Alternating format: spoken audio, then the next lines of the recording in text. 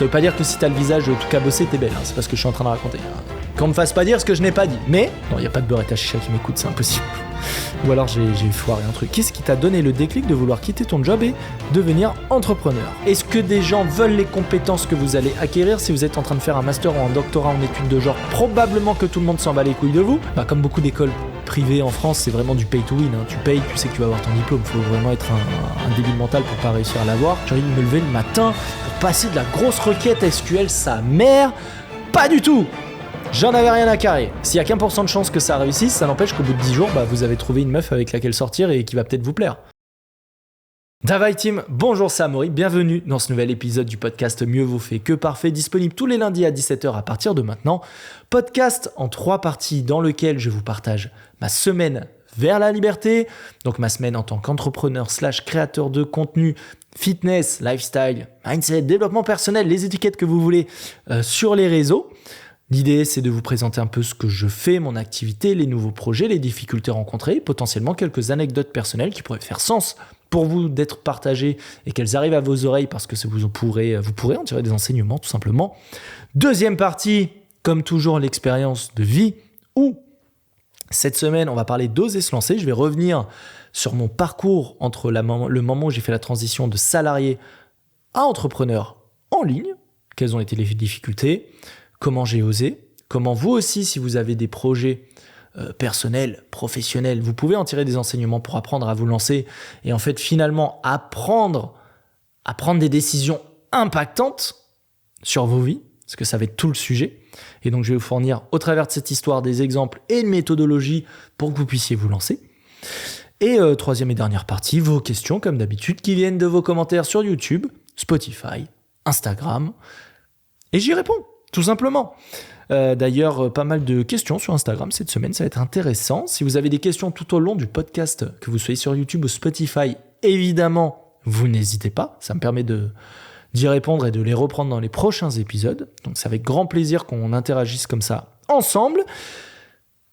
Si vous êtes là pour la première fois, on pense à s'abonner et à mettre un petit 5 étoiles sur Spotify, ça ferait super plaisir. On a dépassé les 70 5 étoiles, à ma grande surprise. Pour un podcast qui est lancé comme ça, en tant que kiff, petit plaisir perso, une fois par semaine pour partager avec vous de façon très libre, décontractée, où on déconne et en même temps je vous partage des choses qui peuvent vous être utiles, et ça fait super plaisir. Vous êtes un peu plus de 300 abonnés, pour être totalement transparent avec vous, sur Spotify, un peu moins de 300 sur YouTube toujours.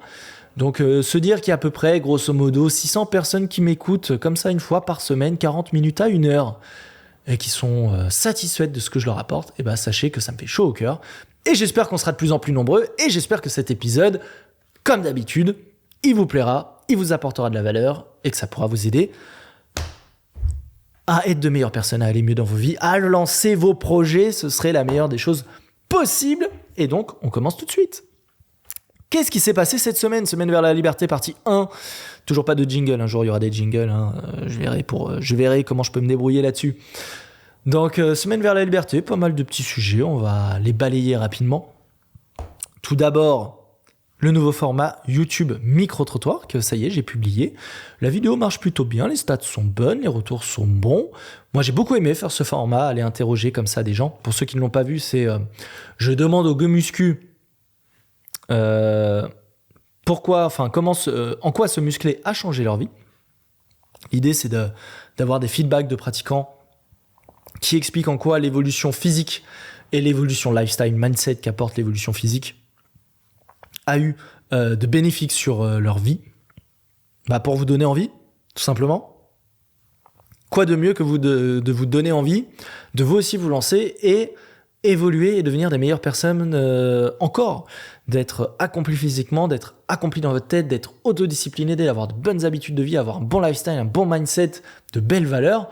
Si au travers de ces micro-trottoirs, je peux réussir à vous transmettre ça au travers des témoignages des pratiquants, tant mieux, c'est l'objectif. Et trop cool de voir que vous avez été plusieurs à souligner que le format micro-trottoir vous aimez bien, et surtout à souligner que c'était un format micro-trottoir qui n'était pas en mode pur divertissement, même s'il y a quelques passages divertissement, étant donné qu'on parle quand même un peu de séduction et de drague en salle de sport, histoire de rendre ça un peu plus marrant, c'est quand même surtout là pour avoir des vrais témoignages de vie de pratiquants et que ça va un peu plus en profondeur que des questions à la con qu'on peut voir dans d'autres formats de micro-trottoirs que j'ai moi-même fait sur mon ancienne chaîne. Je jette la pierre à personne. Mais du coup, être dans quelque chose d'un peu plus profond, un peu moins grand public, du coup aussi, c'est volontaire, mais un peu plus profond. Il y a un deuxième épisode qui est prévu, où je ferai la même chose, mais dans les salles on-air, étant donné que ça touche des pratiquants en moyenne un peu plus hardcore, donc avec des niveaux plus avancés, plus d'expérience. Ça va être intéressant de voir quelles sont les différences avec des pratiquants un peu plus récents et moins expérimentés, comme certains que j'ai pu voir à Basic Fit, notamment une qui débutait plus, et ça va être très cool. J'ai déjà fait une partie du tournage, mais il faut que je fasse une deuxième partie parce que j'ai pas assez de témoignages. Et voilà, donc très content des résultats. On verra si je continue ce format après avoir fait les 2 épisodes et les feedbacks que j'ai dessus. Voilà. Il y a eu... alors j'avais dit dans le précédent épisode qu'on avait postulé dans un incubateur, on a été refusé. Faire le pitch et tout, c'était cool, c'était une bonne expérience. On a été refusé parce qu'on ne correspond pas vraiment à ce qu'ils recherchaient. On le savait pertinemment. On a essayé de magouiller un peu le truc pour en tirer profit, ça n'a pas marché. Et puis, il n'y a pas de galère là-dessus. C'était une bonne expérience. Je n'ai pas grand-chose à dire là-dessus, à part que, pour vous donner le contexte, on était dans une école de commerce à Lyon et il y avait des jurés qui étaient là pour nous écouter pitcher notre entreprise. Et j'avais l'impression d'être quand même face à des gens qui sont censés être là pour t'aider à lancer des projets d'entreprise, alors que même ils n'ont pas l'air d'être des gens qui pèsent dans l'entrepreneuriat. Bon, il y avait des directeurs d'école, oui, bon. Directeur d'école, entrepreneur, c'est pas pareil. Et il y avait des gens dans l'entrepreneuriat, inconnus au bataillon, qui n'ont pas l'air d'avoir fait des trucs stylés. Je sais pas trop ce que ça vaut les incubations d'entreprise en général, mais j'ai pas l'impression que tu sois, en tout cas pour la phase de sélection, sélectionné par des gens très inspirants dans leur domaine finalement. En tout cas, moi ça m'a pas sauté aux yeux. Voilà. Donc il y a eu ça, et puis on a nouveau format de Reels Instagram aussi. Vous avez pu voir que maintenant je fais un format de Reels sur Instagram. N'hésitez pas à vous abonner, amaury.vermersch. Où le but c'est vraiment de transmettre du contenu éducatif au travers d'un format texte qui est, pour ceux qui utilisent Instagram depuis longtemps, en fait avant c'était surtout via les carousels que ça se faisait, ce genre de choses, des visuels sur les carousels et complétés par des infos en texte. Maintenant qu'il y a le format Reels venu de TikTok, en fait l'idée c'est de comment on peut retransmettre de l'éducatif texte, mais grâce aux Reels, c'est tu mets une phrase d'accroche dans ton Reels, sur la partie vidéo, et étudier aux gens de lire la description de ton Reels, où là il y a toute la valeur du contenu. Donc je teste ce format, ça a l'air de marcher, ça a l'air de plaire. Forcément, c'est pas ce qu'attend mon audience Street Workout. Du coup, j'ai un gros renouvellement d'audience, mais c'est valable aussi sur YouTube actuellement, entre des abonnements et des désabonnements, des gens qui étaient là pour du pur street, qui se retrouvent avec de la muscu poids du corps, ce qui est pas tout à fait pareil. Mais c'est pas un problème, c'est voulu, et je suis ok avec ça, même si je sais que ça peut en décevoir certains, et d'autres qui sont contents de voir aussi cette facette-là. Il y a de tout, mais j'accepte volontiers que le changement de ligne éditoriale ne plaise pas forcément. Et enfin, 4e et dernier élément, parce qu'il ne s'est pas passé des trucs de ouf cette semaine, toujours Renaissance, ça avance bien. Là, on arrive à la fin du mois 2 du premier groupe d'élèves que j'accompagne. Donc, je vais faire les bilans toute la semaine qui arrive avec eux en one-one sur un call. Bilan physique, bilan de perf, leur ressenti, qu'est-ce qu'ils veulent améliorer, machin, les objectifs. Discussion simple et sincère entre eux et moi individuellement pour qu'on continue d'avancer sur de bons rails et qu'ils arrivent à terme de leur objectif physique au bout des 4 mois. Pour ceux qui ne savent pas ce qu'est Renaissance, c'est mon accompagnement de transformation physique et lifestyle en 4 mois pour les hommes de 21 à 35 ans qui ont envie d'évoluer au poids du corps. L'objectif, c'est de vous transformer physiquement, certes, mais c'est aussi de transformer votre lifestyle, de vous apprendre à mettre en place de bonnes habitudes de vie, un bon cadre, améliorer votre mindset, votre façon de penser, regagner confiance en vous au travers de l'évolution physique, être fier de ce que vous faites de vous au quotidien, ce qui va donc bien au-delà de juste s'entraîner et avoir un physique. Et donc, on travaille sur tout ça ensemble durant 4 mois en mettant en place de bonnes habitudes, un bon cadre et changer votre vie. Tout simplement, comme j'ai pu le faire par le passé pour moi, je vous aide à le faire pour vous, mais plus rapidement. Si ça vous parle, je vous invite à cliquer dans le premier lien de la description, que vous soyez sur YouTube ou Spotify d'ailleurs. Vous verrez une courte vidéo de présentation qui vous parle un peu du projet, voir si ça fait écho chez vous. Et si ça fait écho chez vous, je vous invite à réserver un appel avec moi et on discute de concrètement comment on fait pour avancer ensemble de la meilleure des façons. Voilà. Et du coup, je vous partagerai un peu les avancées de tout ça sur YouTube. Et d'ailleurs, en parlant de Renaissance, vous êtes de plus en plus nombreux à me demander où ça en est d'un point de vue business, Renaissance, parce que j'avais dit que j'en parlerai et j'en parlerai toujours. Sûrement que je tournerai un Process 1% pour YouTube fin avril. Process 1%, c'est la série de vlogs, de vidéos / vlogs, où je parle du côté lifestyle et surtout business plus que sport. Le but, c'est de vous emmener dans les backstage de la création de contenu et de mon quotidien en vidéo, en toute transparence, en toute intimité ensemble. Et je ferai un épisode dédié à ça, ce sera plus à propos, et dans la foulée, un podcast qui ira avec. On fera sûrement un focus exclusif là-dessus, business et tout. Ça parlera pas forcément à tout le monde, mais ça peut vous apporter beaucoup de choses qu'on en parle, je pense. Voilà pour la semaine vers la liberté. Partie 2. Est-ce que j'ai fait vos questions avant l'expérience de vie aujourd'hui ? J'hésite. J'ai bien envie de faire vos questions pour changer. On fait ça ? Allez, on fait ça. Je réponds à vos questions. Let's go. Donc, partie de vos questions, exceptionnellement, je change l'ordre du podcast. J'ai envie de changer. Allez. De Lolo BRG. Comment juger qu'on met une bonne intensité dans les entraînements ? Question très intéressante. Surtout au poids de corps. L'intensité, c'est quoi ? C'est la difficulté d'un effort en termes d'effort musculaire, on va dire. C'est-à-dire que, pour vulgariser, si votre 1 RM squat, votre charge la plus lourde de squat, c'est 150 kg, faire une rep à 150 kg, ça correspond à votre niveau d'intensité maximale, tandis que faire 200 squats dans le vide, ça correspond à une très basse intensité, même si à la fin des 200 squats, vous êtes en train de transpirer de partout, vous avez ultra mal aux jambes, et que c'était un supplice de faire les 200 reps, et que ça vous défonce de partout, et que c'était dur, on va dire. Ce n'est pas parce qu'un effort est difficile, douloureux, qui vous fait transpirer, qui vous brûle musculairement, qu'il est intense. Autre exemple, faire un 100 mètres, c'est intense. Faire un marathon, ce n'est pas intense. Pourtant, vous allez me dire, mais mec, faire un marathon, c'est un truc de ouf, c'est super dur. Oui. Mais si vous êtes capable de courir pendant 42 km, c'est que votre effort de course, il n'est pas intense. C'est ça tout le sujet. C'est que vous courez à une allure qui est de la basse intensité pour maintenir l'effort sur la durée. Là où un 100 mètres, vous allez le plus vite possible et vous ne pouvez pas continuer 100 mètres de plus comme ça parce qu'en fait, vous êtes explosé à la fin des 100 mètres, vous avez mis tout ce que vous aviez à mettre. Haute intensité du coup. Pourtant, les deux sont des efforts très difficiles. Courir un 100 mètres ultra vite, à la fin, tes jambes, elles sont fusillées. Mais tout comme courir un marathon, à la fin, tes jambes, elles vont être fusillées. Pourtant, c'est pas le même type d'effort et c'est parce que c'est pas du tout le même type d'intensité. Je pense que vous avez compris ce qu'est l'intensité. Du coup, une intensité adaptée à la prise de muscle, à ce qu'on appelle l'hypertrophie, ça va être une intensité qu'on dit souvent en musculation, c'est genre fait à peu près entre 10 et 15 reps et la dernière rep doit être à l'échec. Grosso modo, je vulgarise. Il n'y a pas que ça qui compte d'ailleurs pour la prise de muscle, mais encore une fois, on fait simple. Donc on dit par exemple, fais du curl biceps avec une charge adaptée à faire 4 séries de 12 répétitions avec une 30 de repos en étant à l'échec, je sais pas moi, sur la série 3 et 4 à la 12e rep. Grosso modo. Ça, c'est une intensité adaptée à de l'hypertrophie. Donc, avoir une intensité adaptée, c'est variable selon les individus, selon leur niveau, selon l'exercice, selon si vous êtes sur un groupe musculaire, vous êtes à l'aise ou pas. Et grosso modo, donc, dites-vous que vous devez être capable de faire un mouvement à répétition, si c'est ce que vous cherchez, dans une fourchette de, on va dire, entre 10 et 15 reps, si vous faites de la muscu.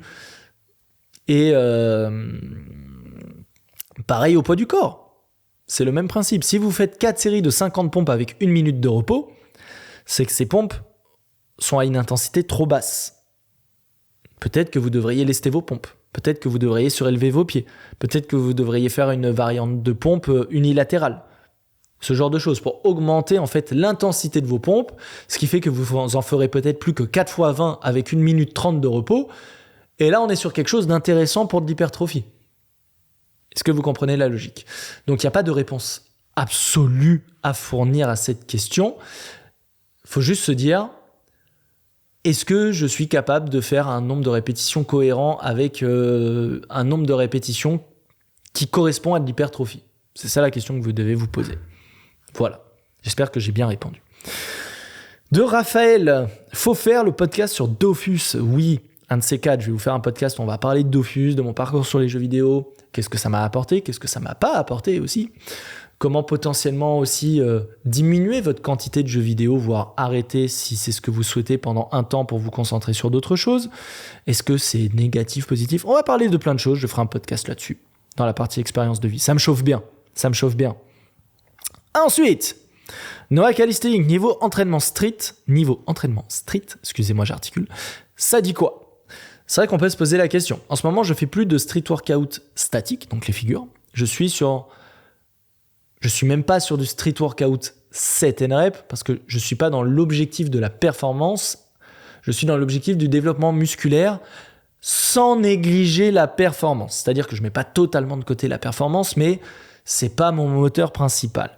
Donc je suis en fait même plus réellement dans ce qu'on pourrait appeler le street workout, je suis plus dans ce qu'on pourrait appeler la musculation au poids du corps. Et je sais d'ailleurs que ce changement de direction ne plaît pas à tout le monde, mais moi ça me correspond de 1, personnellement dans mes objectifs perso. C'est pour ça que le précédent vlog que je vous ai fait, je vous présentais mon entraînement pool et je vous sors l'entraînement push très bientôt. Il a été tourné le week-end dernier et il sortira soit dans la semaine qui vient, soit si je sors un autre contenu avant, ce qui n'est pas impossible, la semaine d'après. On verra.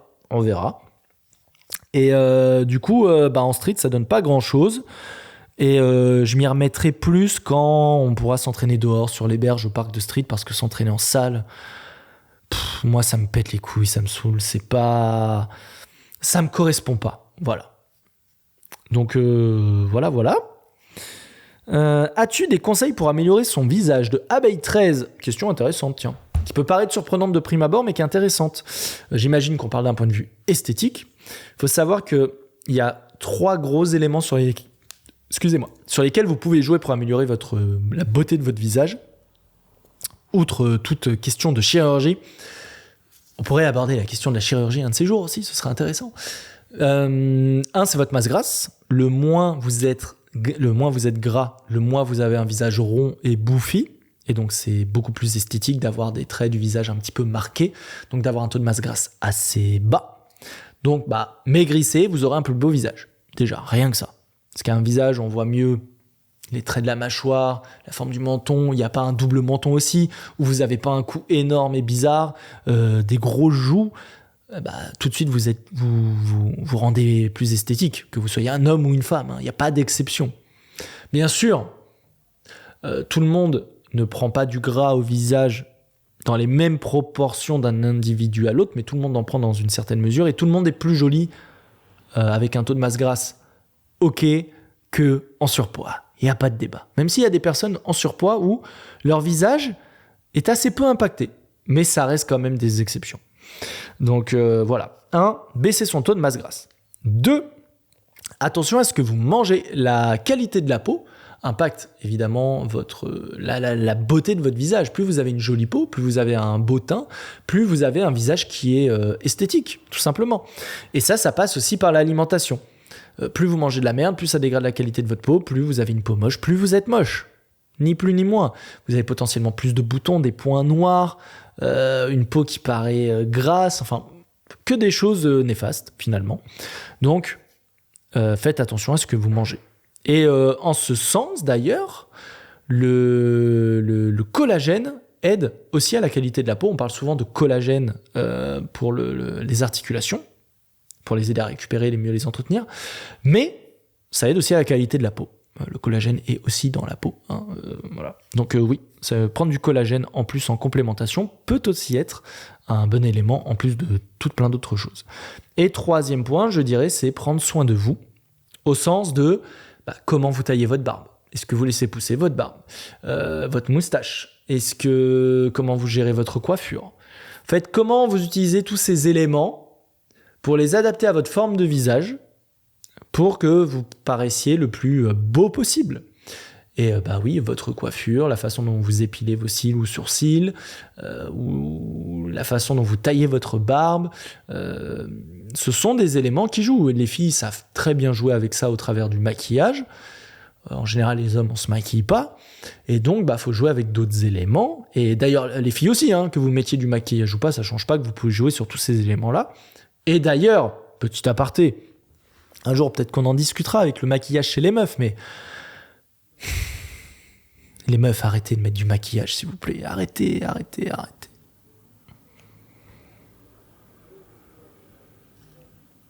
Non, vraiment, vous êtes plus belle sans maquillage.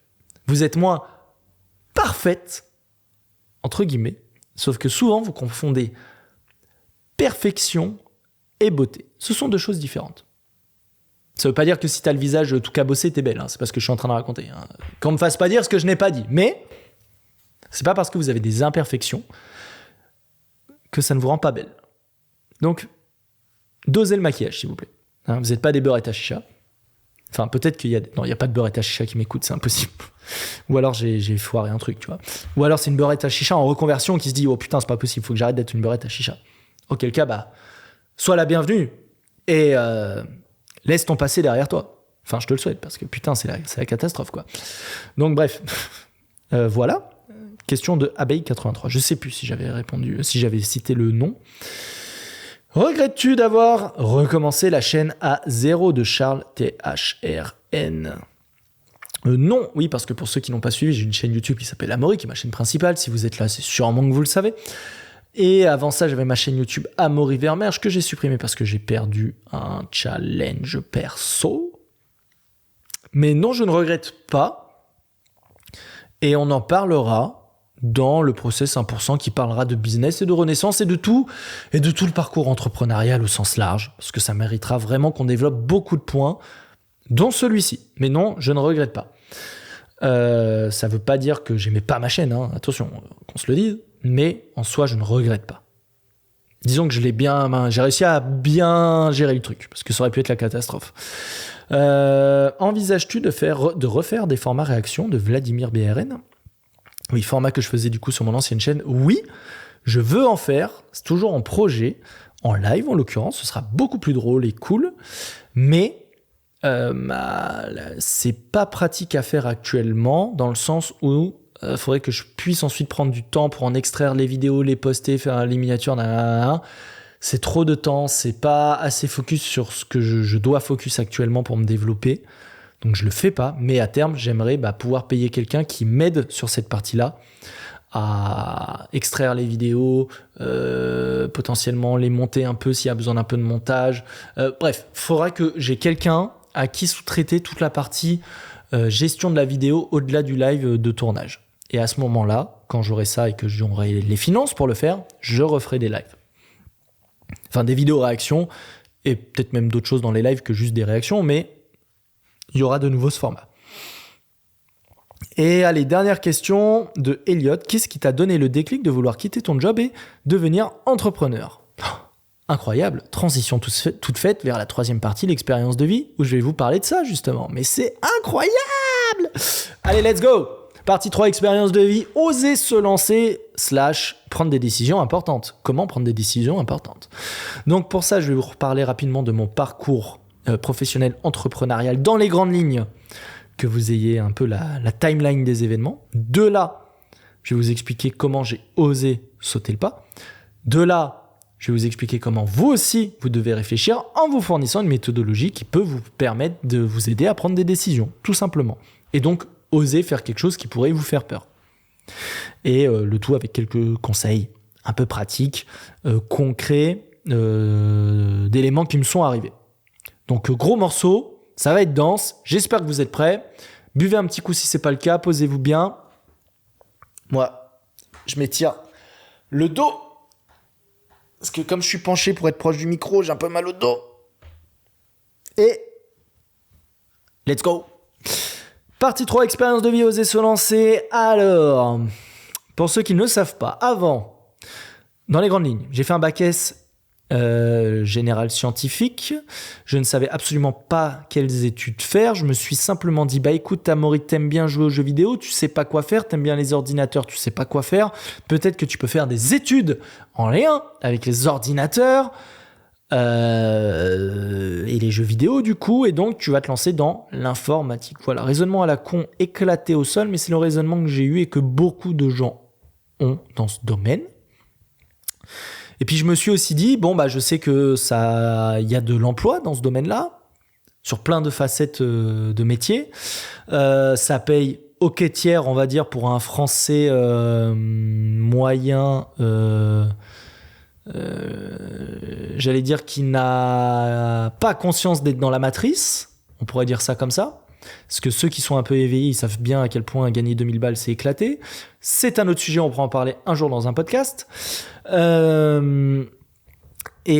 coup, je me suis dit, bah vas-y, ok, je me lance. D'ailleurs, petit aparté, si vous aussi, vous savez pas quoi faire dans vos études, c'est absolument normal. Je suis passé par la même case.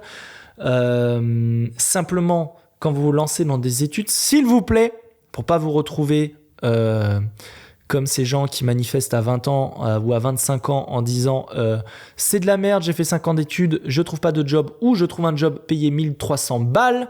Regardez avant de vous lancer dans ces études-là, s'il y a un marché, donc s'il y a de l'emploi, est-ce que des gens veulent les compétences que vous allez acquérir si vous êtes en train de faire un master ou un doctorat en études de genre, probablement que tout le monde s'en bat les couilles de vous.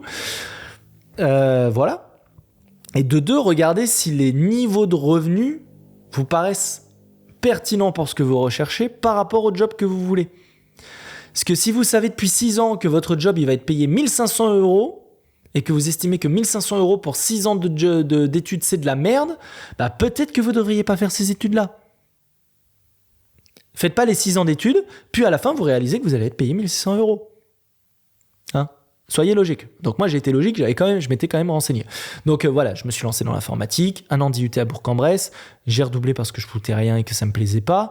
Je me suis lancé dans l'EPSI, une école privée cette fois-ci où j'ai fait 2 ans de cours et 3 ans en alternance. Durant les 2 ans de cours complets, je bossais le week-end pour payer l'école avec mes parents. Et ensuite, les 3 ans d'alternance, bah, l'avantage, c'est que l'alternance, ça te paye l'école et ça te met déjà un pied dans le monde du travail. Donc, très cool pour avoir de l'XP et moins se faire chier en cours où c'était quand même un peu nul. Bah, comme beaucoup d'écoles privées en France, c'est vraiment du pay to win. Hein. Tu payes, tu sais que tu vas avoir ton diplôme. Il faut vraiment être un débile mental pour pas réussir à l'avoir. La preuve, moi, non, en plus, j'ai même pas eu mon diplôme. Ça aussi, c'est un autre épisode, je vous le raconterai. Mais bon, j'ai validé tous les modules en lien avec l'école. C'est le TOEIC que j'ai pas eu et du coup comme j'ai pas eu le TOEIC, bah j'ai pas eu mon diplôme. Mais en soi tous les modules techniques liés à l'école, j'avais tout validé alors que je foutais rien du tout parce que bah c'est du pay to win encore une fois. Et donc 3 ans d'alternance, 1 an chez Fiducial, 2 ans dans une PME à Villeurbanne, une petite boîte. Fiducial, c'est un gros groupe, hein, pour ceux qui se posent la question. PME, c'est une petite entreprise, petite et moyenne entreprise, PME. On est une 50aine à Villeurbanne, plus des sites de prod en Tunisie et en Espagne en l'occurrence. Et 2 expériences très cool. Simplement, durant toutes mes études et mon alternance, bah, je savais très bien que je faisais un truc qui me plaisait pas, ou en tout cas les tâches, bon je les faisais, ça me faisait pas trop chier, mais ça m'inspirait pas. Il y avait pas ce petit feu qui brûlait en moi en me disant putain j'ai envie de me lever le matin pour faire ça, j'ai envie de me lever le matin pour passer de la grosse requête SQL, sa mère, pas du tout. J'en avais rien à carrer. Vraiment je m'en battais les couilles. Je voulais juste, je faisais ça, voilà, c'est pas trop chiant, ok, je fais vos machins, je fais vos trucs, je rentre chez moi, je suis payé, puis je vais jouer. Ou ensuite j'allais à la salle de sport en l'occurrence. Mais voilà, bref, ma vie n'avait pas de sens profond. Donc j'ai fait cette période d'alternance, j'ai été embauché dans la boîte, dans la PME où j'ai fait mes 2 dernières années d'alternance. Ils pensaient que j'avais mon diplôme, mais je leur ai jamais dit que j'avais pas eu mon diplôme, c'est un autre problème. Et j'ai fait 4 ans de chef de projet là-bas. Toujours en mode bon bah je le fais parce que c'est pas trop mal payé, on me demande pas grand chose quand même, c'est pas très fatigant et voilà, je peux faire autre chose à côté. Mais ça m'inspirait pas. Pendant ce temps-là, j'ai commencé à lancer ma première chaîne YouTube qui parlait de jeux vidéo, où je me suis dit, bon, je vois Elio Avilamunoz, pour ceux à qui ça parle, Eric Flag, qui eux vivent de YouTube, on osait se lancer sur YouTube, on osait faire des trucs. Je me suis dit, putain, peut-être qu'un jour je vivrai du sport moi aussi au travers des réseaux, ça peut être cool. Sachant que je dis au travers des réseaux, mais j'avais même pas de compte Instagram à cette époque-là. Et j'avais créé un compte Facebook juste pour les cours parce qu'il fallait récupérer des trucs sur Facebook. Je suis très paradoxalement à la base pas du tout réseau et je comprends pas ce que les gens foutent toute la journée sur les réseaux alors que je crée du contenu sur les réseaux. J'aime beaucoup YouTube, mais le reste des réseaux, vraiment TikTok, Instagram, tout ça, je suis vraiment en mode... Je comprends pas. Bref, c'est un autre sujet. J'aime créer du contenu pour ces réseaux, ça m'amuse, mais je suis pas consommateur de ces réseaux. Voilà, plutôt pour clarifier. Et donc, je suis en mode, ok, moi je les vois évoluer, Elio, Eric, From Human to God aussi, Nassim Saïli, Thibaut InShape, en fait, tous ces gars-là qui arrivent à faire de leur passion un métier au travers des réseaux, ça m'inspire. Ça me dit, putain, il y a un truc à faire, peut-être que moi, un jour. Le seul problème, c'est que j'ai une sale gueule, je sais pas parler, je suis timide, je suis introverti, j'ai peur. Je me vois... Et en plus, j'ai rien à apporter sportivement, alors que le sport, c'est ma passion. Mais j'ai une deuxième passion à ce moment-là, les jeux vidéo. Ah, intéressant, je peux peut-être faire un truc. Et du coup, je me suis dit, ok, et si je commençais à créer du contenu sur YouTube qui va parler de jeux vidéo ? Et ouais, bonne idée, ok, let's go. Je vais créer ma chaîne. Ok, je crée ma chaîne. MLD, toujours en ligne d'ailleurs, si vous voulez aller voir. Les toutes premières vidéos sont pas en ligne, mais il y a quand même beaucoup de vidéos en ligne. Vous verrez une grosse évolution normalement. Et là, vous allez voir que... Et là, je me suis dit, ok, je vais faire de la critique. Il y avait de la critique cinéma. J'aimais bien regarder un peu de critique cinéma à cette époque-là, vu que je regardais quand même pas mal de films. J'ai pas regardé un film depuis si longtemps, d'ailleurs. Le dernier film que j'ai vu, je crois que c'est Matrix 4 au cinéma. Ça date. Et donc, je me dis, ok, je lance ma chaîne YouTube, ça va m'apprendre plein de choses parce que je sais pas faire de montage, je sais pas parler, je sais pas écrire de script, je sais pas gérer les lumières, je sais pas cadrer. En fait, je sais rien faire du domaine de la production de vidéos. Je ne connais rien à ce milieu. Et donc, j'apprends comme ça et je me dis, ok, je vais XP, je vais apprendre des nouvelles compétences et ça me servira peut-être plus tard quand j'aurai un truc plus concret qui me fait vibrer. Donc, j'ai fait, je crois, pendant 1 an et demi des vidéos de jeux vidéo, peut-être même 2 ans d'ailleurs. Et je kiffais bien. Bon, au final, j'ai fait des vidéos qui ont fait 300-400 vues, à tout casser. Hein. Chaîne YouTube 600 abonnés ou 700 abonnés, je sais plus. Tout petit truc. Hein. En plus, c'était des vidéos très nichées sur le... Enfin, c'était de l'analyse de jeux vidéo, soit récent, soit dit rétro gaming, parce que j'aimais bien. J'ai une collection de jeux vidéo, donc... Bref, c'était un bon moyen de parler de tout ça. Et je me suis dit, ok, je vais monter en compétence sur tout ça, on verra plus tard. Je monte en compétence, tac. Vient le moment où je commence à me dire, écoute, je me fais toujours chier au boulot. Je suis quand même bien meilleur pour produire des vidéos sur tous les aspects. Ça commence à m'apporter vraiment humainement, personnellement, d'avoir fait tout ça, aussi ridicule les vidéos soient-elles, notamment les premières. Très bien. Est-ce que je tenterais pas de commencer à faire ça sur du sport ? Du street workout en l'occurrence, étant donné que c'est le sport que je pratique. Tiens, pourquoi pas, ce serait intéressant. Et donc, je commence à, toujours du coup en parallèle de mon travail, à me lancer là-dedans. En l'occurrence, je crée la chaîne With the Gravity avec mon pote Lucas de l'époque, où la vocation c'était de présenter le street workout au sens large, plutôt poids de corps, 7-10 reps et un peu d'éléments de figure. J'étais pas trop dans le statique, je commençais à découvrir vraiment le statique à ce moment-là. Et on a fait ça. Ça n'a absolument pas marché. Il y a des vidéos qui faisaient 200 vues. On a eu 300 abonnés. Et après avoir fait quelques vidéos pendant 4-6 mois ensemble, je crois, je me suis dit, écoute, j'en ai vraiment marre de mon job. Ça a vraiment aucun sens pour moi. Je suis en train de vivre une vie en full pilote automatique où le sport m'a permis d'évoluer sur tellement de points. Il faut que j'évolue maintenant professionnellement. Je commence à être... Maintenant que j'ai pu acquérir de la confiance en moi, me prouver que j'étais capable d'autodiscipline et de monter en compétence sur des sujets en total autodidacte au travers des vidéos YouTube. Je suis plus à l'aise socialement avec les gens. Je commence à apprécier le contact humain, alors que je détestais ça. Je commence à aimer m'exprimer à la caméra et partager les sujets qui me passionnent. j'aimerais bien tenter un truc sérieux. Parce que notre chaîne With the Gravity, elle fait 200 vues, ça va nulle part, très bien. Mais je voudrais faire un vrai truc. Et donc là, je dis à mon pote Lucas, écoute, on va arrêter là ensemble. Parce que toi, je sais que t'as pas vocation à en faire un truc professionnel. Moi, j'ai envie de lancer un projet YouTube professionnel à but de gagner de l'argent, explicitement, hein, je m'en suis jamais caché. Partager ma passion et gagner de l'argent, évidemment. Si on peut faire les deux, c'est quand même vachement mieux.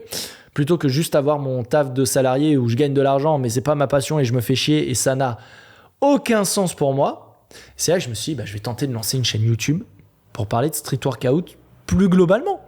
Devenir le nouveau Eric Flag, le nouveau Elio, parce que les deux, en plus, avaient déjà pris pas mal de distance sur le street à ce moment-là. Je me suis dit, il n'y a pas grand monde sur la scène française. Je vais essayer. Si je peux rassembler une communauté autour de ça, trop cool. Et let's go, on va voir ce que ça donne. Et c'est comme ça que j'ai sorti ma première chaîne YouTube, peut-être 6 mois après, où j'avais lancé un défi dans la rue de handstand, puis 2 défis de pompe, puis j'avais fait une vidéo avec Anastasia, puis après après il s'est passé tout ce qui s'est passé sur la chaîne Amaury Vermersch qui a été supprimée, quoi. Parce que c'est de cette chaîne-là dont on parle.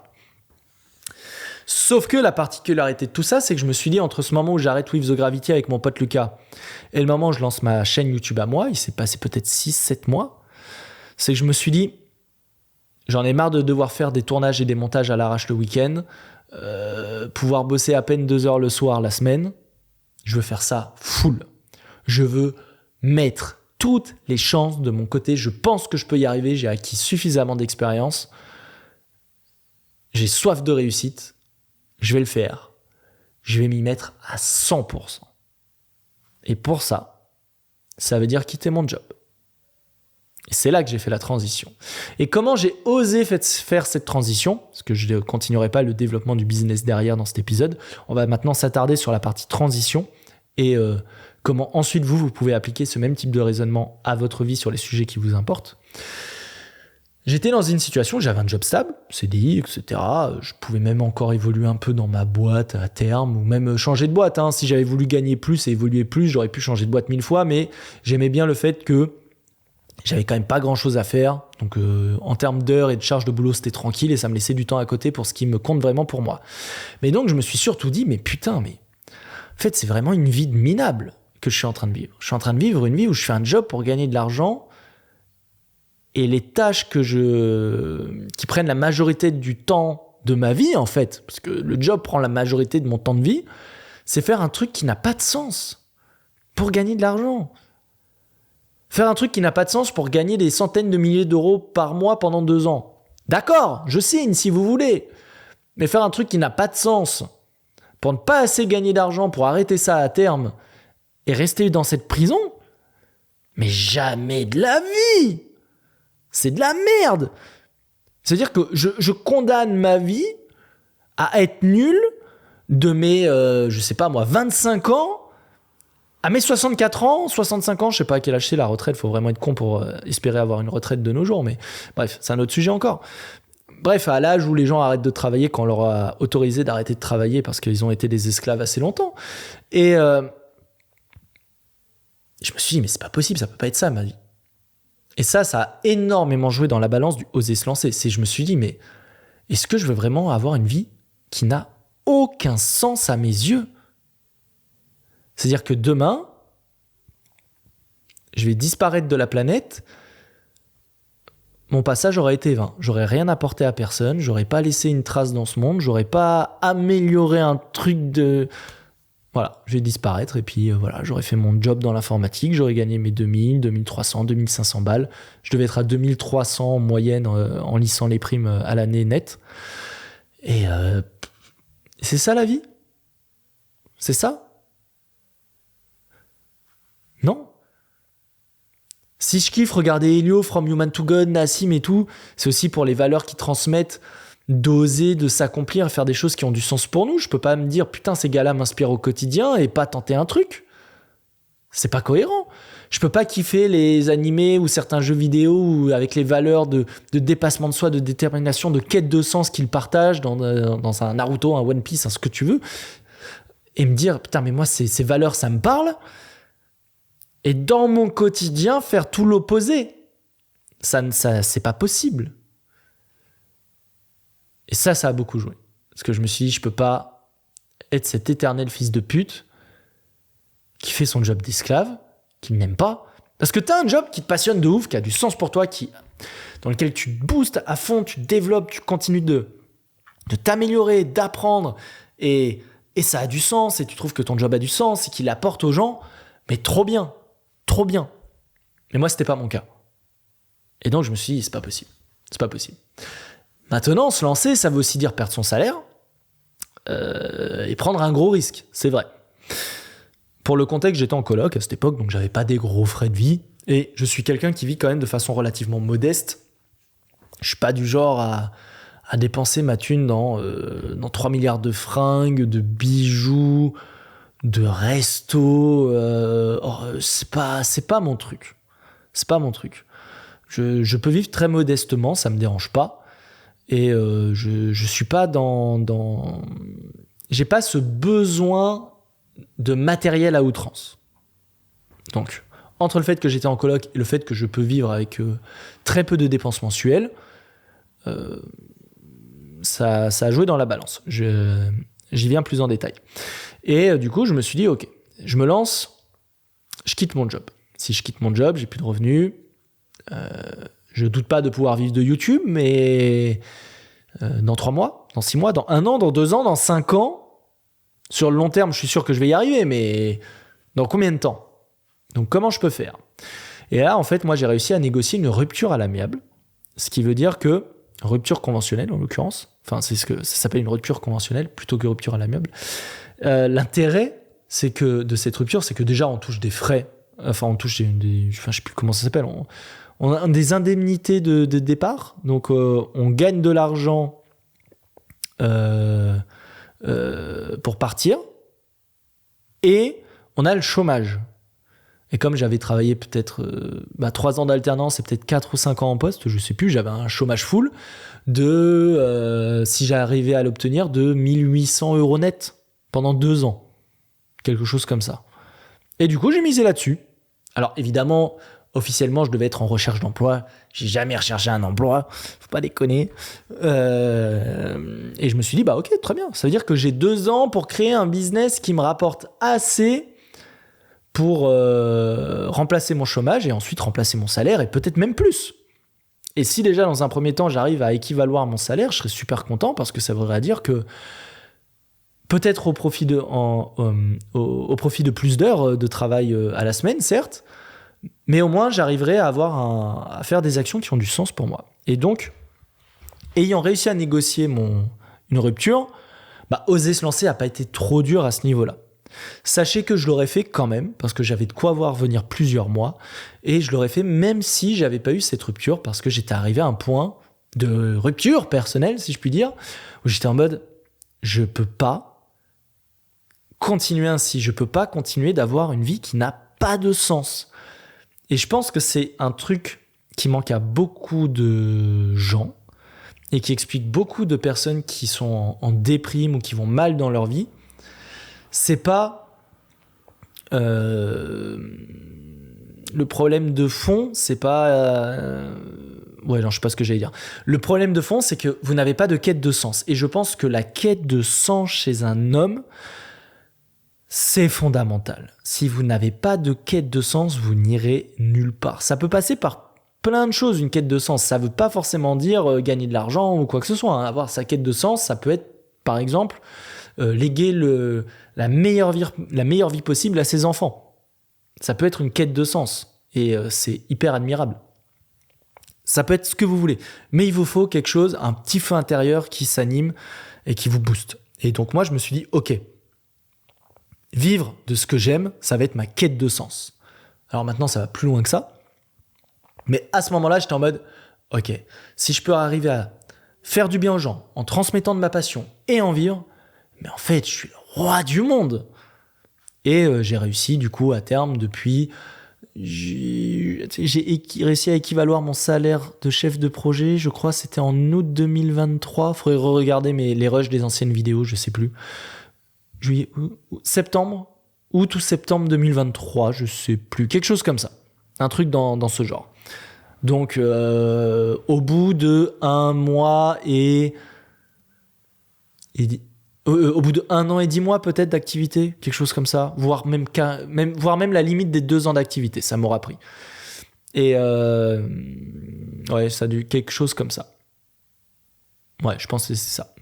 Et du coup, pour la côté oser se lancer, j'ai pas vraiment, comme vous l'avez compris, dû tellement porter mes couilles, si je puis dire, dans le sens où je me disais, j'ai le chômage, très belle opportunité, et de 2, même si demain je foire, j'utilise tout mon chômage, je foire, je vis absolument pas de YouTube. Qu'est-ce qui m'empêche, de toute façon, de prendre n'importe quel job alimentaire, caissier, faire des trucs dans un rayon. Il y a 3 milliards de jobs alimentaires que je peux prendre, qui prennent pas beaucoup de temps, 35 heures. 35 heures, c'est que dalle. Et qui, derrière, me laissent largement assez le temps pour continuer de développer ma chaîne. Et même imaginons que ma chaîne me rapporte 1 000 € par mois. Donc pas assez pour en vivre. Je prends un mi-temps. Je peux prendre un mi-temps, c'est pas un problème. Je prends un mi-temps à la con, serveur, je sais pas quoi, je fais des extras de temps en temps, j'en sais rien. Et ça me laisse plein de temps par semaine pour continuer de développer ma chaîne.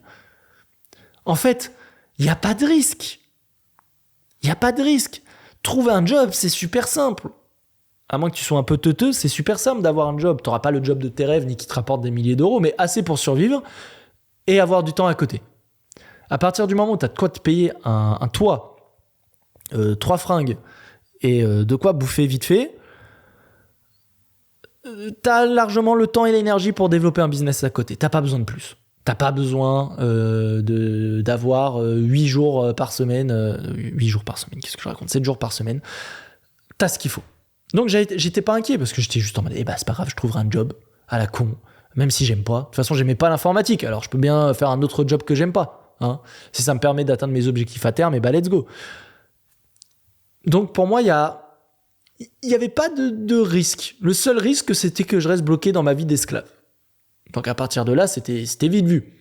Maintenant, je comprends que pour vous, ce soit peut-être pas tout à fait les mêmes enjeux.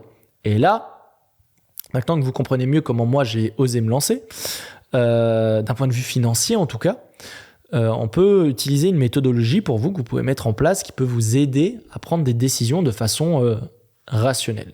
Parce que souvent, ce qui bloque une personne dans sa prise de décision, c'est l'émotionnel plus que le rationnel. Parce que moi, encore une fois, si on regardait ma situation, rationnellement, j'avais pas de raison de pas tenter. Je veux dire, j'avais pas d'enfant à charge, j'avais pas de crédit, j'avais pas de personne absolument dont je devais subvenir aux besoins pour des raisons X ou Y. J'avais pas spécialement d'épée de Damoclès entre guillemets au-dessus de la tête parce que même la fin de mon chômage, si jamais je flopais à 100%, je trouvais un autre job à côté. J'étais pas condamné à ne plus jamais travailler de ma vie si ça flopait. Donc pourquoi pas essayer à partir de là. Très rationnel, très très rationnel. Là, on aurait pu se dire, mais t'as quand même osé, c'est pas en réalité sur le côté financier. Là où ça pouvait être plus dur pour moi et que ça peut être dur pour vous dans la situation dans laquelle j'étais, c'est de se dire s'exposer sur Internet. Mais ça, c'est encore un tout autre sujet. Oser se lancer par peur du regard et du jugement des gens quand on s'expose en ligne, c'est très différent de oser se lancer par peur financière. Ce sont deux sujets très différents. Et ça, moi, je l'ai toujours très bien vécu. Hein. Je me suis toujours dit, oui, mais si je... En fait, je m'étais déjà exposé en ligne plusieurs années avant, donc j'avais déjà passé ce cap. C'était plus un sujet pour moi au moment de ma chaîne YouTube Sport. C'était un sujet au moment de ma chaîne YouTube Jeux vidéo, et on pourra le traiter indépendamment, mais c'était plus un sujet au moment de ma chaîne YouTube Sport, donc ça n'a pas compté dans la balance. Maintenant, pour vous, vous souhaitez vous lancer dans un projet perso, pro, en ligne, physique, lancer un restaurant, un produit, faire du contenu sur les réseaux, que sais-je, vous rencontrez différents freins. Et vous vous dites, putain, est-ce que vraiment je le fais ? Et il y a des éléments qui vous font hésiter. Vous devez utiliser la méthode suivante, qui est très simple. Je vais reprendre mes petites notes sur mon carnet. Pour ceux qui n'ont pas suivi ce qu'est ce carnet, je vous renvoie à l'épisode précédent. Une méthodologie que je trouve très simple, qui est de vous dire, vous allez vous dire que c'est complètement débile ce que tu dis, évidemment qu'on le fait. Non, vous ne le faites pas. Vous mettez une colonne à droite, une colonne à gauche. Qu'est-ce que ça m'apporte de le faire ? Qu'est-ce que ça m'apporte de ne pas le faire ? Ou plutôt, qu'est-ce que ça va m'apporter de le faire ? Qu'est-ce qui va se passer si je foire ? C'est-à-dire scénario positif, qu'est-ce qui se passe? Scénario négatif, qu'est-ce qui se passe? Moi, si je reprends mon exemple, le scénario positif, c'était je vis de ma passion, je gagne de l'argent, je fais quelque chose que j'aime, avec une liberté d'organisation, vu que c'est de l'entrepreneuriat, à terme potentiellement une liberté géographique aussi. Tout ça est plutôt positif, je trouve. Par contre, quels étaient les risques? Je m'expose sur Internet et donc les gens savent qui je suis et puis ça peut être compliqué des fois à vivre si on dit que je fais de la merde et qu'on me tire dessus. Ça peut être un côté négatif. Pour moi, c'était pas le cas, mais ça peut en être un. Je quitte un job bien payé pour gagner moins. Donc, est-ce que le delta financier représenté entre le chômage et mon revenu de salarié est une perte vitale ou pas? Il faut se poser la question. Le risque, c'est que je gagne 0 avec ma chaîne YouTube et donc que j'ai, entre guillemets, perdu du temps. Ok, on peut le compter. Moi, je voyais pas beaucoup de risques, en fait. Et en tout cas, les conséquences négatives étaient très relatives à mes yeux. Surtout au vu des conséquences positives. C'est pour ça que je me disais, en fait, moi, j'ai aucune raison de pas essayer. Même si ça foire complètement, j'ai aucune raison de pas essayer. Donc vous, posez-vous ces questions. Qu'est-ce que je vais y gagner? Qu'est-ce que je vais y perdre si ça foire? Objectivement. Ok, vous listez. Tac, tac, tac. Dans tout ce que vous voyez, regardez parmi tous ces éléments lesquels ont vraiment de l'importance pour vous. Moi, comme je disais, est-ce que passer de 2300 € net à 1800 grâce au chômage, le temps de ma période YouTube, ce delta de 500 € en moins allait m'impacter? Non. Donc ok, je perds 500 € chaque mois, c'est pas très grave, j'en ai rien à foutre. C'est pas si négatif. Et comme je disais, la conséquence, retrouver un job à la con au pire, en attendant pour continuer et persister encore, est-ce que ça me dérangeait? Non. Oui, c'est une conséquence négative, mais elle me dérange pas plus que ça. J'en tiens pas compte. En tout cas, elle pèse pas beaucoup dans la balance. Donc voilà, vous pondérez en fait chaque élément en fonction de si vous estimez que c'est un vrai gain ou un vrai... l'inverse d'un gain, une vraie perte. Vous pondérez. Ok. Ensuite, vis-à-vis de tout ça, déjà, vous allez sûrement vous dire, j'ai peut-être sûrement plus de raisons que de me lancer que de pas me lancer. Mais j'ose pas. Ok, va falloir vous poser pourquoi. Pourquoi vous osez pas? C'est peur du regard des autres, peur de l'échec, peur du temps investi pour rien? Ok. Là, ça vaut le coup de mesurer quelque chose d'autre. C'est tout ce qui va être, ok. Ça me prend combien de temps de faire ça? Ce temps, est-ce que je pourrais en faire autre chose? En gros, vous dire, est-ce que tout le temps et l'énergie, et l'argent et l'investissement que je vais mettre là-dedans, dans ce projet, est-ce que je l'aurais mis dans autre chose pendant ce temps-là? Vraie question. C'est-à-dire que, est-ce que lancer ce projet qui vous tient à cœur, il se fait en dépit d'un autre projet qui peut-être vous tient lui aussi à cœur? Peut-être, peut-être pas. C'est rare. Et donc, dans ce cas-là, en fait, c'est quel est votre coût d'opportunité à tenter ça et donc à délaisser tout le reste? Moi, la réalité, elle était très simple. C'était que j'avais pas d'autres projets à côté à tenter. J'étais pas en train de me dire, si je tente ça, je prends le risque de pas avancer sur ça. Non.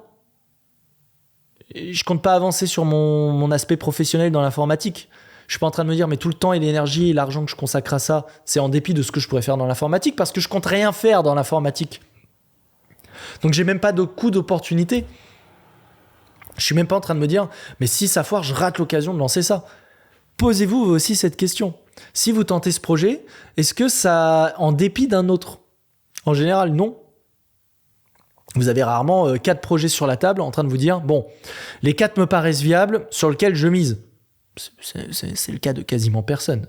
Ça peut être le cas une fois que vous avez déjà des projets qui tournent, de l'argent et que vous êtes en mode vas-y, j'ai envie de lancer ou encore un nouveau projet, mais je pourrais en lancer 3 ou 4 parce que maintenant j'ai l'habitude, j'ai plein d'idées, sur lequel je dois miser. Vous êtes plutôt au stade de est-ce que je fais ce seul et unique projet que j'ai en tête ou pas? Donc coût d'opportunité, c'est vite vu. Vous n'avez pas en général à vous poser cette question. Donc c'est encore plus facile de prendre la décision. Et enfin, dernier point, c'est ce que je vais appeler la répétabilité. C'est-à-dire qu'à chaque fois que vous voulez tenter un truc et que vous vous dites ok, si ça foire, il se passe ça, si ça réussit, il se passe ça, c'est Quel pourcent de chance que ça réussisse, quel pourcent de chance que ça foire? Est-ce que vous avez 1% de chance de réussir, 99% de chance de rater, ou est-ce que vous avez 20% de réussir, 80% de rater, ou 80% de réussir, 20% de rater? Forcément, ça va impacter votre prise de décision, de vous dire je sais ce que j'y gagne, je sais ce que j'y perds, au profit de quel ou quel projet éventuellement, mais quel est mon pourcentage de chance de réussite? Très dur à estimer, on est d'accord. Évidemment que moi, je ne pouvais pas vous dire, me lancer sur YouTube, je suis sûr à 100% que ça va... Moi, j'étais sûr à 100% que ça allait marcher, et ça marche. Mais en combien de temps? 1 an, 2 ans, 3 ans, 5 ans? J'en ai pas la moindre idée, honnêtement. Je doutais pas que sur 5 ans, ça allait marcher, mais sur 6 mois, 1 an, waouh, c'est pas le même sujet. Donc là, vous devez dire, ok, combien de pourcents de chance j'estime que j'ai de réussir mon projet? En combien de temps? Ok. Très bien. J'ai 2% de chance de réussir. Ok. Mais ce projet, je peux le tenter 1 fois, ou je peux le tenter 10 fois, ou je peux le tenter 100 fois? Important. Prenons un exemple à la con. Je vais reprendre l'exemple des meufs, parce que ça va être très parlant. Je vais me faire insulter, ça se trouve, en disant ça, mais c'est pas grave, j'ai l'habitude. Il y a une meuf, elle vous plaît. Vous la voyez là, je sais pas, assise tranquille sur son téléphone, en train dans la rue, posée au soleil. Vous la voyez, vous dites, oh putain, c'est super mignonne, elle a l'air d'avoir une bonne vibe, j'aime bien. Putain, j'aimerais trop aller lui parler. Ok. Imaginons que vous avez 99% de chance que ça foire, 1% que ça réussisse. Sachant que si vous ratez, a priori, il ne se passera pas grand-chose, elle vous dira non, voilà. Et si vous réussissez, trop bien, ça se trouve, vous allez rencontrer peut-être la femme de votre vie. Ok. Mais 99% de chance que ça foire. Donc vous vous dites, j'y vais pas. Ok. Vous avez oublié un petit détail. Certes, 99% de chance que ça foire. Vous avez bien vu que vous n'avez pas grand-chose à y perdre au final. Et surtout, en réalité, vous pouvez le faire autant de fois que vous voulez, ça. Alors là, je ne suis pas en train de vous dire d'aller voir toutes les meufs que vous croisez dans la rue. Hein. Mais en fait, imaginons vous voyez cette meuf. Elle vous recale. Si vous en croisez une autre 20 mètres plus loin, pareil, vous pouvez retenter. Ça ne vous coûtera pas plus. Et c'est ça la répétabilité, c'est est-ce que même si j'ai pas beaucoup de chances de réussir, c'est combien de fois je peux retenter ce projet, à quelle fréquence? Parce qu'un projet qui a 1% de chance de réussir que vous pouvez tenter 100 fois par jour, ça vaut peut-être le coup de le tenter, même s'il a quasi aucune chance de réussir. Peut-être plus qu'un projet qui a 30% de chance de réussir, mais que vous pouvez tenter qu'une fois par mois. Parce qu'en fait, statistiquement, votre projet qui a 99% de chance de foirer, 1% de chance de réussite, comme vous pouvez le tenter beaucoup plus souvent, en fait, c'est peut-être lui le projet qu'il faut choisir. Parce qu'en fait, de par la répétabilité, il est plus viable. Et moi, en fait, c'était pareil, ce projet de chaîne YouTube. Que ça me prenne, 6 mois, 1 an, 2 ans ou 5 ans, je pouvais le retenter à l'infini, dans plein de formats, relancer plein de chaînes, tenter plein de trucs. En fait, c'était hyper répétable. En fait, c'est pas parce que ça foirait à l'instant T que je pouvais pas recommencer et retenter, continuer d'alimenter la chaîne, ou même recréer une autre chaîne, ou retenter un autre format, ou même aller dans un autre domaine si j'avais envie. Comme je perds rien à tenter, je peux tenter plein de fois des trucs jusqu'à ce que ça marche. C'est pas un problème. Comme aller voir une fille qui vous plaît, vous pouvez aller en voir une par jour, même si vous avez qu'1% de chance oui, vous pouvez, même une par jour. Statistiquement, vous pouvez même aller en voir 10 par jour. S'il y a qu'1% de chance que ça réussisse, ça n'empêche qu'au bout de 10 jours, vous avez trouvé une meuf avec laquelle sortir et qui va peut-être vous plaire. Parce que ça vous coûte rien de tenter, vous pouvez retenter autant de fois que vous voulez. C'est toujours, donc voilà. Où je veux en venir, c'est qu'il faut aller bien plus loin dans votre capacité, dans votre façon de prendre des décisions que qu'est-ce que j'y gagne, qu'est-ce que j'y perds. C'est qu'est-ce que j'y gagne, qu'est-ce que j'y perds, quel pourcent de chance de réussir, quel pourcent de chance de rater. Si je tente ça, est-ce que c'est en dépit de quelque chose d'autre? Et surtout, combien de fois je peux réessayer? Et une fois que vous avez tous ces éléments en tête objectivement et écrits sur papier, vous allez sûrement vous rendre compte que votre projet est peut-être pas si risqué que ça. Simplement, vous étiez limité à « je pense que j'ai beaucoup à y gagner, pas beaucoup à y perdre, mais j'ose pas, je sais pas trop pourquoi, mais j'ose pas me lancer, imagine ça foire ». Parce que je pense que les pourcents de chances de rater sont élevés. Très bien. Et vous êtes arrêté au pourcent de chances de rater élevé. Vous avez oublié le coût d'opportunité et la récurrence pour tenter, la répétabilité des tentatives. Encore une fois, 99% de chances de rater, c'est 1% de réussite. Et 1% de réussite, c'est hyper élevé sur un truc que vous pouvez tenter 500 fois par jour. Ça vaut le coup. Parce que la seule fois où ça va marcher, boum, ça pète, on n'en parle plus. Maintenant, 1% de chance de réussite sur une tentative une fois par an, en effet, il va peut-être falloir réfléchir un peu plus. C'est une question de proportion et pas juste de statistiques. Enfin, c'est une question de statistiques, de probabilité globale et pas juste à l'instant. Et la répétabilité, souvent, vous le négligez. Alors que vous avez, en réalité, pas grand-chose à y perdre. Et c'est très rare que vous ayez beaucoup de choses à y perdre. Voilà. Ouais, mais imagine, je vais perdre 500 balles si je foire. Oui, enfin, 500 balles, tu vas pas mourir. Tu vas les refaire dans 2 mois avec ton job en mettant un peu de côté et tu retenteras un autre truc. Tu vas pas avoir la vie que tu veux parce que t'es prêt à sacrifier ta vie idéale parce que ça se trouve tu vas perdre 500 balles. Mais t'es un malade mental en fait. T'as bien plus à y perdre que ces 500 balles si t'as jamais au bout d'un moment la vie que tu veux. Tente ton projet. On verra ce qui se passe. Puis tu vas apprendre. Tu vas monter en expérience. Ton projet qui avait 1% de chance de réussir la première fois parce que t'avais 0 XP, il aura peut-être 2% la prochaine fois. Trop bien. Et tu vas encore foirer. Sauf que cette fois-ci, il aura 3% de réussite. Puis 4, 5, 6, 7, 8, 9, 10. Il n'aura jamais 100%. Mais il y aura peut-être 10, 11, 12, 13, 14. Et en plus, tu peux le retenter une fois toutes les semaines. Et ben, ça veut dire que dans 2 mois, c'est bon, t'as réussi. Enfin voilà, faut raisonner comme ça. J'espère que vous aurez compris où je voulais en venir. Je pense que c'était clair. Dans ma tête, c'était clair, mais je pense que c'était clair. Conseil pratique. Concrètement, pour lancer votre projet, au-delà de cette méthodologie, je vous conseille de commencer souvent votre projet en parallèle de votre vie professionnelle. Vous n'êtes pas obligé de faire comme moi. D'ailleurs, j'ai fait mes premières chaînes YouTube en parallèle. Je suis monté en expérience en parallèle. Je vous conseille de faire ça. Vous pouvez lancer plein de projets qui sont déjà très viables. Au moins voir si vous générez déjà des premiers revenus via ces projets, rien qu'en les lançant en parallèle de votre boulot. C'est pas un problème. Deuxième point, n'écoutez pas vos proches sur les chances de réussite. Très, très, très, très, très important. La pire chose que vous pouvez faire, c'est demander conseil à vos proches, alors que vos proches ne sont pas du tout experts dans le domaine dans lequel vous voulez aller.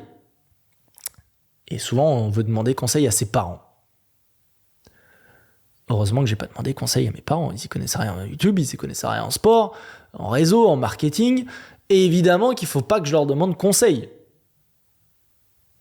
Évidemment. C'est pour ça que je demande jamais conseil à mes parents sur ces sujets-là, parce qu'ils ne sont pas experts.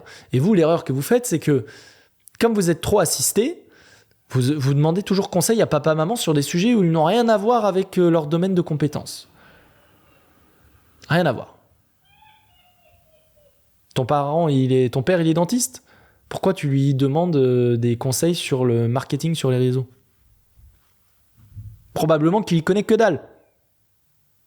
Pourquoi tu demandes des conseils à tes potes qui ont un compte TikTok où ils font des vidéos alors que toi, tu veux devenir neurochirurgien ? Ça vous paraîtrait complètement débile. Et ben c'est pareil. Pourquoi vous demandez conseil dans le business à des gens qui ne sont pas dans le business ? Vous n'allez pas demander à un pâtissier des conseils pour être meilleur en développé couché. Pourquoi vous demandez des conseils à vos parents pour lancer votre business ? Ils n'ont jamais lancé de business. Ils ne connaissaient rien en business. Ils n'ont jamais rien fait dans ce niveau-là. Là, c'est pas leur univers. C'est pas un problème. C'est pas leur univers. Pourquoi vous leur demandez conseil ? Ah oui, mais c'est rassurant, c'est mes parents, ils ont vécu plus de choses.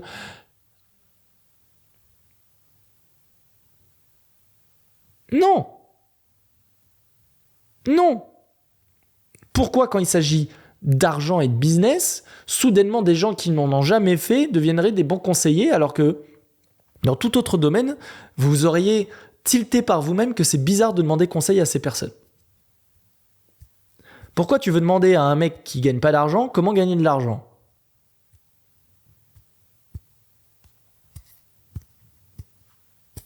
Toujours la même chose. Toujours la même chose.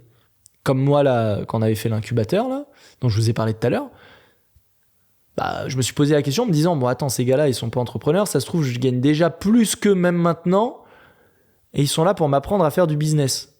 C'est quand même bizarre. Parce que je pense pas qu'ils gagnent 10 000 balles par mois, ces gars-là. Moi, je vise de gagner largement plus, et des gars qui gagnent pas d'argent sont là pour m'aider à lancer une boîte pour gagner de l'argent. Tiens, ça me paraît bizarre quand même.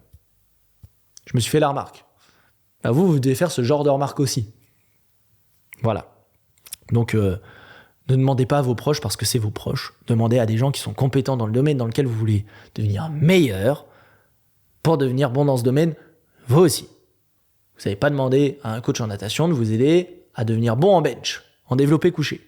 On est d'accord. Eh ben, faites pareil.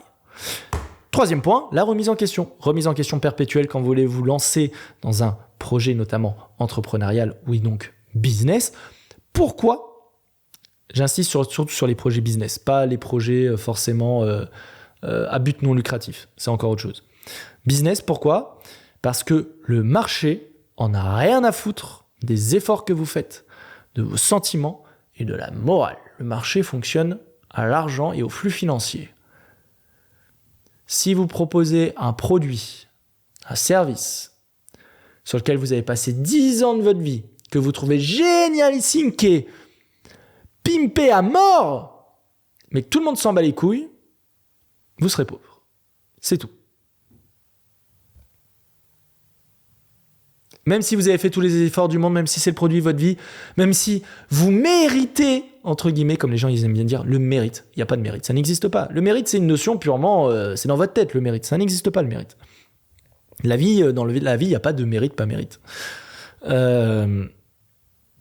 C'est pas parce que vous y avez passé des nuits et des jours sur votre projet que vous méritez que ça marche.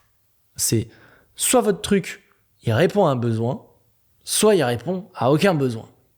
Soit votre truc, vous êtes la bonne personne pour le proposer, soit vous n'êtes pas du tout la bonne personne. Et le reste, on s'en bat les couilles. C'est pour ça que tu as des gens, ils pètent sur un seul projet, t'en as d'autres, et il faut qu'ils en fassent 25 avant d'en avoir un qui fonctionne.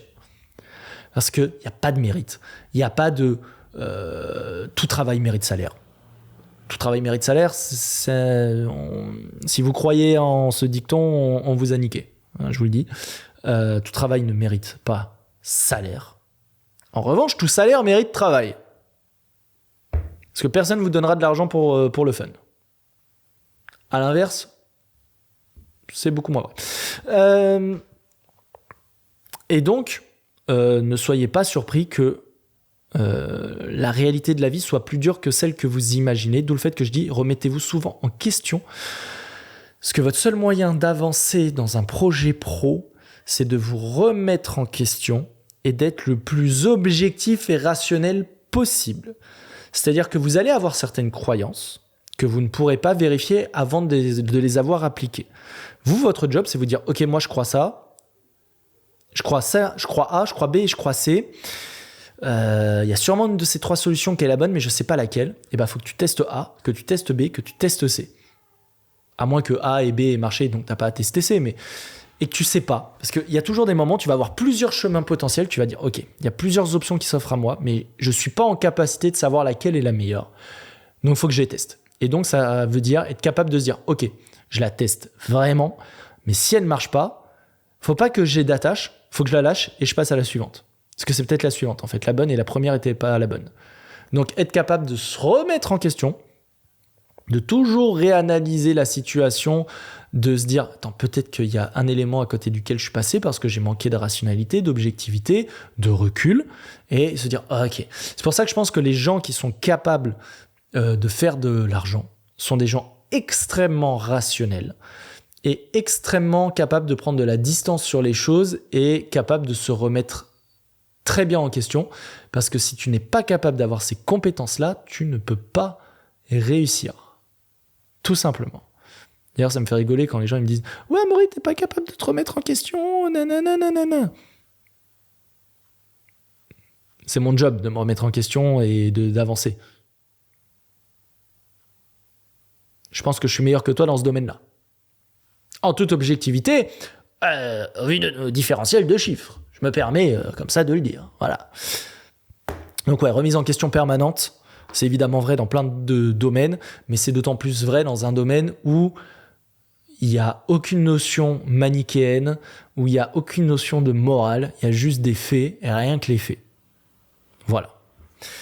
Et c'est tout pour cet épisode. On a fait le tour de cette expérience de vie. J'espère que ça vous aura été utile. N'hésitez pas à me poser vos questions autour de tout ça. Moi, ça m'a fait très plaisir de vous partager ce bout d'expérience et d'aller plus loin dans les prochains épisodes potentiellement, selon s'il y a des points sur lesquels vous voulez que j'apporte des détails, notamment quand je disais oser se lancer sur la partie s'exposer, qui peut vous intéresser.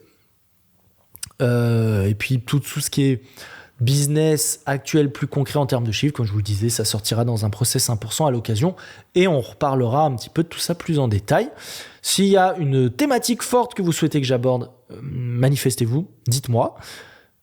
Like, abonnement pour conclure ce podcast, que vous soyez sur YouTube ou Spotify, 5 étoiles, ce serait très stylé. Et je vous en remercierai. Parlez de ce podcast. Le bouche à oreille, mine de rien, ça reste le meilleur moyen de faire connaître ce travail. Et si vous estimez que vous, ça vous apporte quelque chose, partagez peut-être un épisode qui peut apporter un plus à quelqu'un. Ce serait très cool. Si ça peut l'aider, tant mieux. Moi, ça m'a fait plaisir de vous voir. C'était Amaury. Je vous dis à la prochaine. J'ai foiré mon outro. Portez-vous bien. À la prochaine. Bye bye.